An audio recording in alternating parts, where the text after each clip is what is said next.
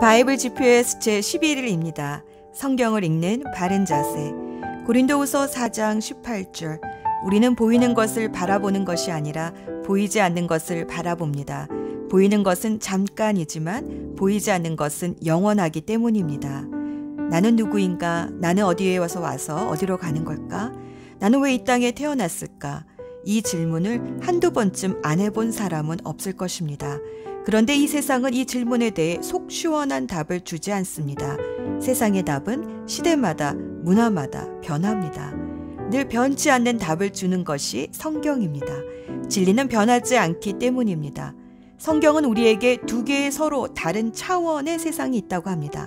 하나는 눈에 보이는 세상이고 또 다른 하나는 눈에 보이지 않는 세상입니다. 눈에 보이는 세상은 우리의 오감을 통한 경험과 이성으로 알지만 보이지 않지만 영원한 세상은 하나님의 계시를 받아야 알 수 있습니다. 하나님은 인간에게 세 가지 통로를 통해서 지식을 얻게 하셨습니다. 경험과 이성과 그리고 계시입니다.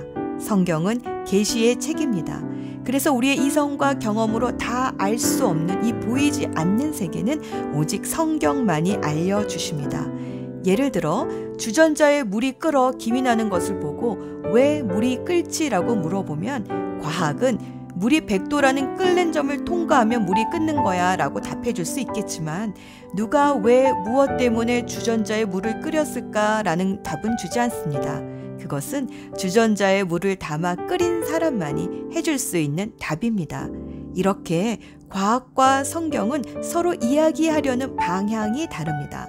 과학은 오감을 통해 보이는 세계를 연구하지만 성경은 보이지 않지만 영원한 하나님의 나라를 성령의 계시를 통해 알려주시는 책입니다. 세상을 직접 창조하신 분에게 물어보면 왜 창조하셨는지, 왜 내가 이 땅에 태어났는지, 나는 어디로 가는지 이런 대답을 해 주십니다. 그런데 이 성경을 과학으로 증명하려는 것은 평면의 줄자로 바다의 물을 측정하려는 것처럼 무모한 일입니다. 하나님의 세계는 그것이 6차원일지 8차원일지 아무도 모릅니다. 그런 세계를 과학으로 증명하려는 것은 과학의 권위를 성경의 권위보다 더 높게 두려는 오류에 빠질 수 있으므로 주의해야 합니다. 하나님은 이 땅에 당신을 증거하기 위한 증인으로서 우리를 내세우셨습니다. 성경을 읽으며 하나님이 알려주시는 계시의 지식을 받을 때 우리 삶에 변화가 일어납니다. 그것으로 충분합니다. 사람들은 우리를 통해 하나님의 영광의 그림자를 보게 될 것입니다. 오늘의 여정. 오늘은 민수기 15장에서 27장까지의 여정으로 불평만 했던 광야 1세대가 죽고 광야 2세대가 준비되는 과정입니다. 하나님은 민수기 15장에서 제사에 대한 규례와 안식일을 다시 강조하시고 이스라엘 백성들이 옷자락에 파란 수를 달게 함으로 여호와의 명령을 늘 기억하고 지킬 수 있도록 하셨습니다. 하지만 이스라엘 백성의 불평은 끝이 없었고 급기야 당을 지어 레위 지파의 고라와 르우벤 지파의 다단, 아비란, 온을 중심으로 백성들 지도자들 중에서 250명을 내세워 모세와 아론의 리더십에 대항했습니다. 특히 고라는 레위의 세 아들 중 고핫의 자손으로 성소의 가장 거룩한 기물들을 어깨에 직접 메고 운반하는 중요한 일을 맡았습니다. 아마 성소에 아론과 같이 들어가기는 하는데 옆에서 보니 나도 할 수 있는 일인데 하는 생각이 들었나 봅니다. 하나님의 임재에 가장 가까운 곳에서 일하는 이들이 하나님은 보이지 않고 사람만 보이자 왜 아론만 제사장이 될 수 있느냐며 도전했습니다. 그러자 모세는 반역하는 무리 250명이 향로를 가지고 회막 앞에 서라고 했습니다. 향로는 번제단의 불을 담아 성소의 분향단까지 옮기는 기구로서 오직 제사장만이 할 수 있는 일이었습니다. 하나님은 고라와 다단과 아비람의 장막을 산채로 땅에 삼키시는 심판을 통해 모세가 자신의 뜻대로 한 일이 아니라 하나님의 뜻대로 한 일임을 증명해 보이시고 반역한 무리 250명은 각자가 든 향로의 불에 타서 죽게 하셨습니다. 그래서 하나님이 오직 아론의 자손만을 제사장으로 선택하셨다는 것을 보여주셨습니다. 그러나 그 다음 날 이스라엘은 다시 모세와 아론에게로 와서 당신들이 여호와의 백성들을 죽였다며 또 불평했습니다. 그러자 하나님은 재앙으로 불평하는 사람들을 죽이기 시작하셨습니다. 그러나 아론이 제단의 불을 향로에 담아 향을 피워 백성들의 죄를 씻는 예식을 행하자 재앙이 멈추었습니다. 하나님은 다시는 하나님이 세우신 영적 권위에 반역하여 재앙이 일어나는 일들이 없도록 아론의 지팡이에만 싹이 나게 하심으로 영적인 권위를 보호하셨습니다. 목적 없이 광야를 방황한다는 것은 정말 고된 일입니다. 미리암은 가데스에서 죽고 무리바에서 물이 없다 불평하는 이스라엘에게 모세는 그만 참지 못하여 혈기를 내었다가 하나님의 책망을 듣습니다. 미리암에 이어 아론은 호르산에서 죽습니다. 아론을 대신하여 그의 아들 엘리아살이 다음 세대의 대제사장으로서 세움을 받습니다. 이스라엘 백성이 하나님과 모세를 원망하자 하나님은 독사를 보내셔서 많은 이스라엘 백성들을 죽게 하셨습니다. 하지만 모세의 중보 기도로 구리뱀을 장대에 달아 놓게 하시고 누구든지 구리뱀을 바라보는 자들은 살려주셨습니다. 이렇게 광야 1세대들은 죽어가고 2세대들이 자라나는 가운데 요단 동편까지 도착한 이스라엘 백성은 그곳의 아모리 왕 시혼과 바산한 옥을 전투에서 크게 이기고 요단강 동쪽 땅을 차지하게 됩니다. 그 전쟁을 보고 놀란 모압 왕은 유명한 주술사 발람을 불러 이스라엘을 저주하려 했으나 오히려 발람은 하나님의 개입하심으로 이스라엘을 축복합니다.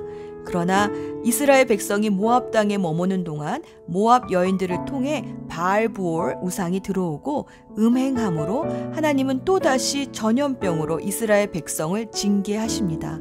대제사장 엘리아살의 아들 비드하스가 창으로 음행한 사람들을 처단함으로 전염병은 멈추었지만 24,000명이나 되는 많은 사람들이 이 전염병으로 죽었습니다. 이 끔찍한 전염병 이후 2차 인구 조사를 했을 때 하나님이 말씀하신 대로 여호수아와 갈렙을 제외한 모든 1세대들은 죽고 2세대들 중 남자 장정만 60만 1,730명이 계수되었습니다. 시내산에서 했던 1세대 인구 조사에서는 60만 3,550명이었습니다. 이집트의 바로 왕의 모진 박해 속에서도 불어났던 이스라엘의 인구가 광야의 불평 앞에서는 줄어들었습니다. 예수 전망대 분향단은 성소에서 향을 피우는 곳으로 기도를 상징합니다. 이 향은 반드시 번제단의 불로 피워야 했습니다. 나답과 아비후가 금지된 불을 향로에 담았다가 하나님의 진노로 죽었는데 그것은 이 번제단의 불을 사용하지 않았기 때문입니다. 반드시 번제단의 불로 분향단의 향을 피워야 하는 것은 우리가 기도할 때 반드시 예수 그리스도의 이름으로 기도해야 하는 것과 같은 이치입니다. 또 구리뱀 사건은 민수기에서 예수님의 모형을 선명하게 보여주는 사건입니다. 요한복음 3장 14절에서 예수님은 장대에 높이 들린 놋뱀에 자신을 비유하셨기 때문입니다. 요한복음 3장 14절에서 15절 모세가 광야에서 뱀을 든 것 같이 인자도 들려야 한다. 그것은 그를 믿는 자마다 영생을 얻게 하려는 것이다. 광야에는 원래 독사와 전갈들이 있었습니다. 하지만 하나님은 이스라엘 백성이 광야를 행진하는 동안 울타리를 쳐서 보호해 주셨습니다. 그러나 하나님과 모세를 원망하자 독사들이 이스라엘 백성들을 물기 시작했습니다. 그 독에 많은 이스라엘 백성들이 죽어가자 백성들은 마침내 회개하며 뱀들을 없애달라고 모세에게 간청했습니다. 모세가 하나님께 간구했을 때 하나님은 독사들을 없애기보다는 구리뱀을 높이 장대에 달아 누구든지 그것을 쳐다보면 치유를 받고 살아나게 하셨습니다. 우리도 마찬가지입니다. 이 광야 같은 세상에는 독사와 전갈들이 있습니다. 주님의 보호하심 속에서 이 광야를 지나갈 때도 있지만 때로 물릴 때도 있습니다. 그때 해야 할 것은 나의 상처만 바라보며 이제 죽게 되었구나 하며 자기 연민이나 절망에 빠지는 것이 아니라 고개를 들어 예수 그리스도를 바라보는 것입니다. 구리뱀을 쳐다보면 나을 것이라는 믿음을 가졌던 모든 이스라엘 백성들이 살아났던 것처럼 믿음으로 고개를 들어 예수님을 바라보는 자마다 생명을 얻습니다. 내 상처만을 바라볼 것인가 아니면 예수 그리스도를 바라볼 것인가는 사망과 생명의 차이입니다. 기도합시다. 보이지 않지만 보이는 모든 세상을 다스리시는 하나님 아버지, 오늘도 눈앞에 보이는 것들 때문에 조급해하거나 불평하지 않기를 소원합니다. 찬양으로 부엘에서 샘물이 터져나오게 했던 광야의 졸업생들처럼 감사와 찬양으로 이 광야의 여정을 속히 마치게 하옵소서.